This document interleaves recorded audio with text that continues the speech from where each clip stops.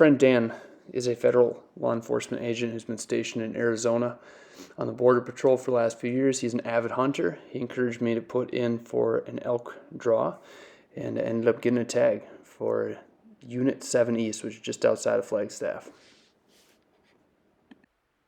When it comes to elk hunting, Arizona might not be the first place you think of, but they actually have a pretty good elk population, especially in the northern areas around Flagstaff. They got a lot of mountain peaks at elevation that are a perfect spot for it. We got to the Flagstaff area on Thursday afternoon, and our hunt didn't start until Friday morning. So we had a few hours to go out and do some scouting before the hunt actually started. We decided to go out in the Sunset Crater volcano area, and Dan had some friends who were hunting in this area the week before, and they saw some elk, and we thought it was a good place to start.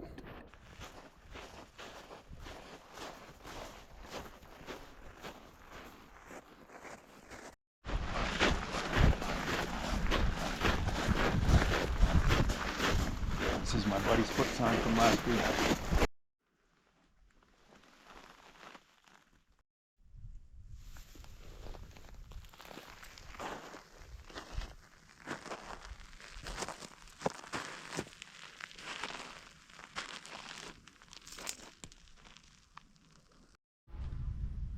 Alright, we're out the night before our hunt starts. We're scouting our unit a little bit.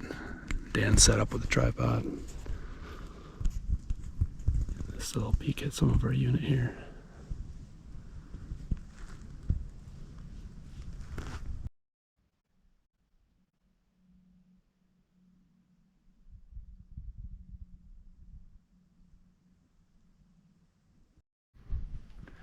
Still out scouting. Haven't seen any elk. We can hear some coyote out there. Sun's about to go down.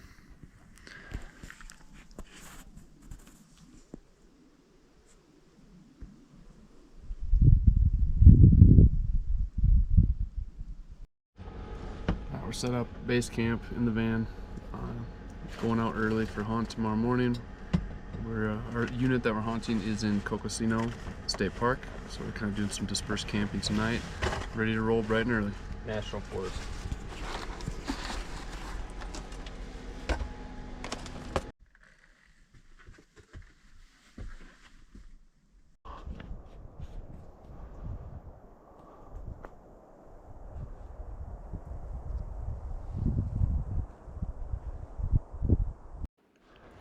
This first morning on Schultz Pass, we actually stumbled across some elk right away, about a half hour in. We ended up being pretty close to them, and they saw us before we saw them, spooked them, and they ran off. But it was a great opportunity. This spot right here is a great example of a meadow that the elk would bed down in for the day. So after eating and moving around all night, they'd find a spot like this to lay down for the day. So it was a great spot to look for them. Spent a lot of time on this elk hunt trying to find high ground, good spots for using the binoculars and spotting elk. This is a nice little rock formation that we found that overlooked most of Schultz Pass. The meadows down below. It's a good spot.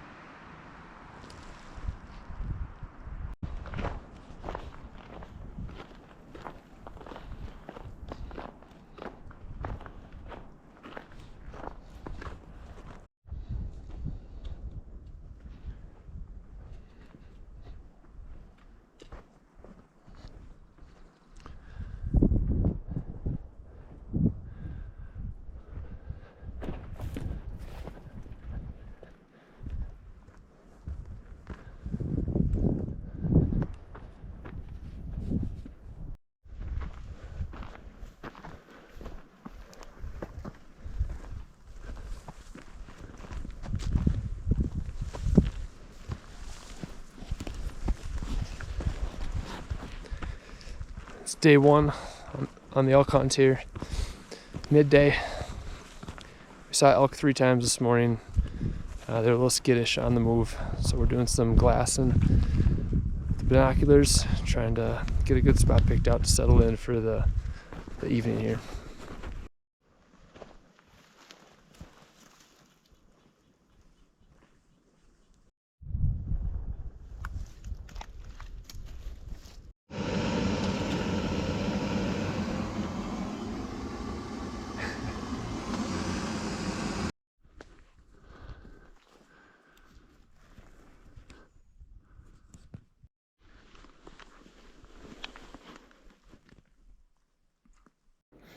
When we were in the Schultz Pass area, there's a lot of trees that had fire damage on them.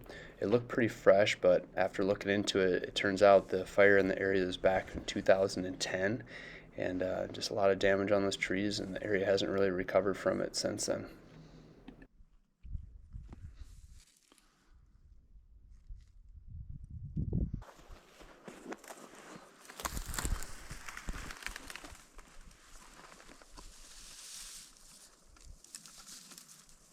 On this hunting trip, I was really impressed with Dan's hunting and tracking skills.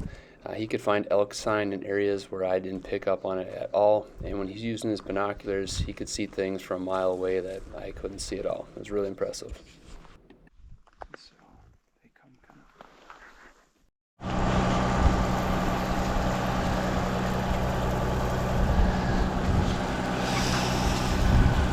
of. That was the coldest shower I've ever taken.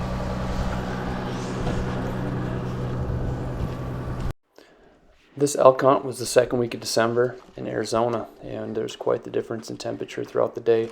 In the morning, we'd often be wearing 2 jackets, gloves, hand warmers, face coverings, hats.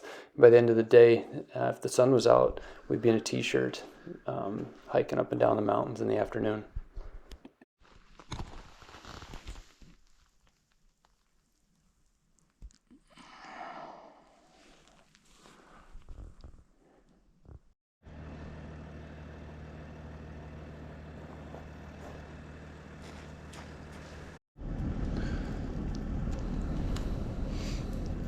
Legit.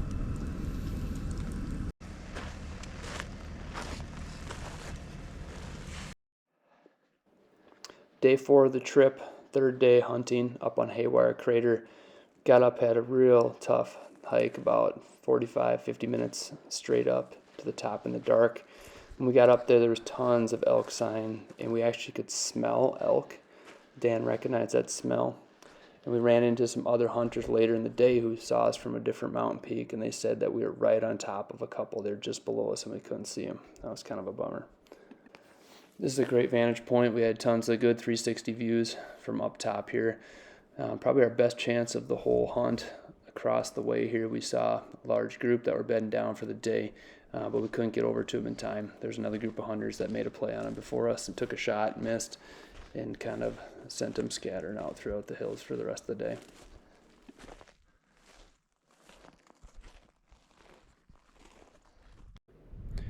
I really enjoyed the glassing and stalking style of hunting. We were putting on at least 6 to 8 miles a day of tough hikes up and down mountains, just seeing beautiful scenery the whole entire time. The terrain out here in the Sunset Crater was interesting as well. It kind of had evidence of those old dormant volcanoes, lots of volcanic ash and rock we were stepping on.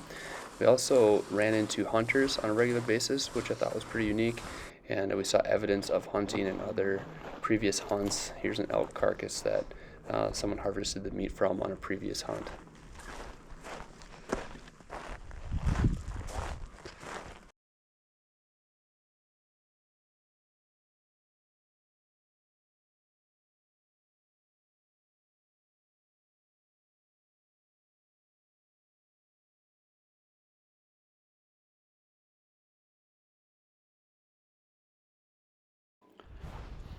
This area right here is the spot where we saw that group of 8 or 10 elk earlier in the day. Those other hunters made a play on them, took the shot, and they scattered out of the area. We tried to pick up on their elk sign and see if we could track them, but we didn't have any luck.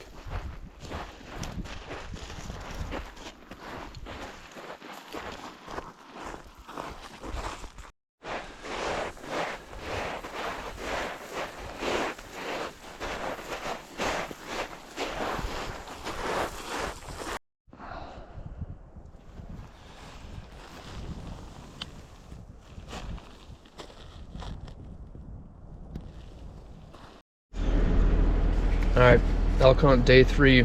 Had a tough morning. Spotted some elk, glassed them in to where they're bedding, and then some other hunters kind of saw what we were up to and made a play on them. So after the rest of the day, we're just kind of chasing those elk and trying to spot others, and to no luck. So good news is we got warm van and some good eats. Put on about 8 miles today. It's a good day.